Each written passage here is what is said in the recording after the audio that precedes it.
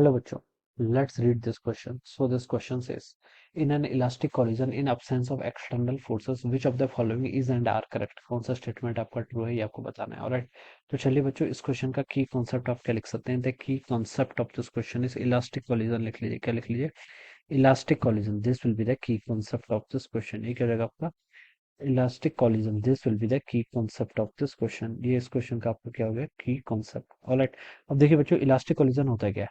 Elastic collision का मतलब होता है, देखिए बच्चों, जब आपका कॉलिजन हो रहा है, देखिए कॉलिजन में होता है आपका मोमेंटम तो ऑलवेज कंजर्व रहता है. ठीक है, क्या क्या रहेगा आपका, मोमेंटम तो ऑलवेज कंजर्व रहेगा. Momentum will be conserve.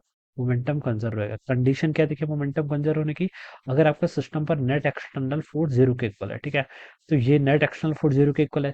External force हम किसके इक्वल लिखते हैं, डीपी बाई डी टी, यानी कि rate of change of momentum. It should be equal to zero.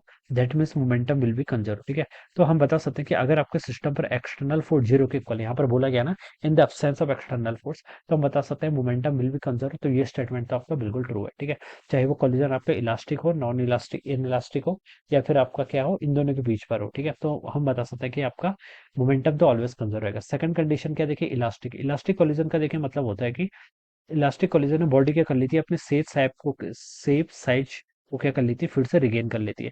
या फिर ऐसे बोल सकते हैं, इलास्टिक कोलिजन के लिए कोफिशिएंट ऑफ रेस्टिट्यूशन 1 के इक्वल होता है.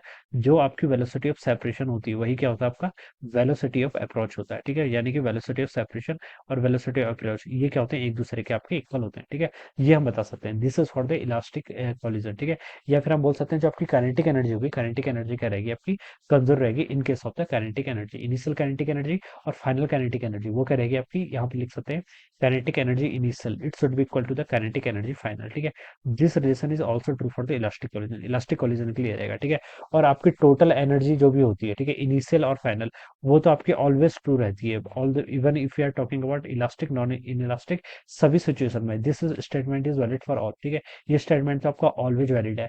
और ये काइनेटिक एनर्जी आपकी कभी इक्वल होगी, जब आपका कोलिजन इलास्टिक होना चाहिए, यानी कि एक ही वैल्यू वन होनी चाहिए. So this statement is valid only in case of the elastic collision. ये आपका कब ट्रू है, only for elastic collision. ये आपका ओनली इलास्टिक कोलिजन के लिए ये स्टेटमेंट ट्रू है.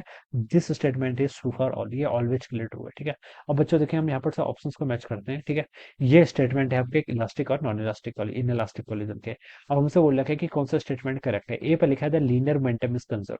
क्वेश्चन बोला गया है एक्सटर्नल फोर्स के एब्सेंस पे, यानी कि नेट एक्सटर्नल फोर्स जीरो है, तो मोमेंटम कंजर्व रहेगा, बिल्कुल रहेगा. तो ए स्टेटमेंट आपका बिल्कुल करेक्ट है.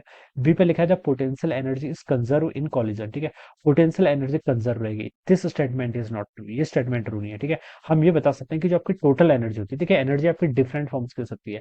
काइनेटिक एनर्जी की फॉर्म में हो सकती है, potential energy, sound energy, heat energy. Collision में डिफरेंट डिफरेंट टाइप्स की एनर्जी होगी. ठीक है, काइनेटिक एनर्जी के लिए तो हम बता सकते हैं कि काइनेटिक एनर्जी तो क्या रहेगी, कंजर्व रहेगी. जितनी इनिशियल है उतनी फाइनल रहेगी. यहाँ से पता चलता है हमें इलास्टिक कॉलिजन के लिए कोफिशिएंट ऑफ रेस्टिट्यूशन 1 के इक्वल होता है. तो हम बता सकते हैं सेपरेशन वेलोसिटी और अप्रोच वेलोसिटी दोनों इक्वल होगी, तो काइनेटिक एनर्जी कंजर्व रहेगी. लेकिन पोटेंशियल एनर्जी के लिए हम नहीं बता सकते, तो potential energy is conserve in the collision, तो ये स्टेटमेंट आपका ट्रू नहीं है. ठीक है, सी पे देखिए क्या लिखा है, तो final kinetic energy is lesser than the initial kinetic energy. This is again incorrect. D पे लिखा final kinetic energy is equal to initial kinetic energy, तो ये स्टेटमेंट ट्रू हो जाएगा. ठीक है, अगर काइनेटिक एनर्जी देखें, यहाँ पर बोला गया अगर दोनों की separation velocity approach velocity equal है, तो फाइनल और इनिशियल काइनेटिक एनर्जी भी क्या रहेगी, सेम ही रहेगी. तो बच्चों देखिए, यहाँ पर आपका ए वाला स्टेटमेंट ट्रू है और डी वाला स्टेटमेंट भी क्या आपका ट्रू है. ठीक है, so this will be the right answer of this question. So I hope you all understood this concept. All the best and thank you so much.